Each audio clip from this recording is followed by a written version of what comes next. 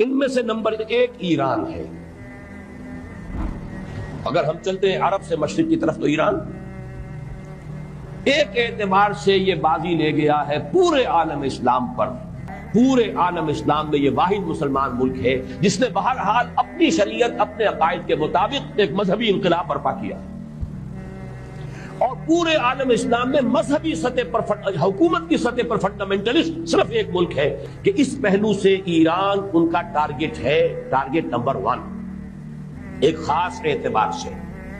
Target number 1 ایک دوسرے اعتبار سے ہم ہے، وہ میں بعد میں عرض کروں گا۔ چونکہ حکومت کی سطح پر فنڈامنٹلزم ہے اور وہ آیا ہے ایک عوامی انقلاب کے نتیجے میں، پھر ان کے پاس تیل کی دولت ہے، اس کے خلاف اکنامک سینکشنز بھی ہو جائیں تو اگر لیبیا کھڑا ہو سکتا ہے تو بہرحال وہ بھی کھڑا ہو سکتا ہے، اور نقشہ وہ دنیا کو دکھا چکا ہے کہ لڑا دے ممولے کو شہباز، یہ نقشہ بھی اس نے دکھا دیا۔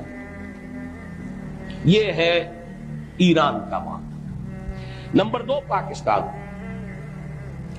پاکستان 400 برس کی تجدیدی مساعی کا امین ہے، امانت دار۔ پورے ہندوستان میں مجدد الفسانی رحمت اللہ علیہ، شاہ ولی اللہ دہلوی رحمت اللہ علیہ، سید احمد بریلوی رحمت اللہ علیہ اور ان کا جہاد، پھر اس 20ویں صدی عیسوی میں یا 14ویں صدی ہجری میں علامہ اقبال جیسا مفکر، مولانا مودودی جیسا مصنف، مولانا الیاس جیسا مبلغ، شیخ الہند جیسا مجاہد حریت، پورے عالم اسلام میں ان کا پیرلل کوئی موجود نہیں۔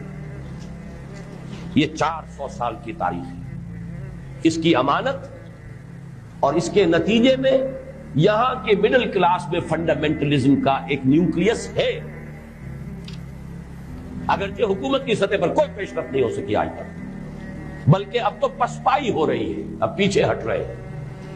وہ ہمارے ان سیاسی جو بھی زعماء ہیں، جو جماعتیں ہیں، ان کی غلطی اور الیکشن ہی کو واحد میدان بنا کر اس کے اندر اپنا سارا وقت و توانائی اور قوتیں ضائع کر دینا، یہ ہے در حقیقت جس کا کہ یہ صدا مل رہی ہے کہ اس اعتبار سے تو پسپائی کی طرف ہے معاملہ، کسی پیش رفت کی طرف نہیں ہے۔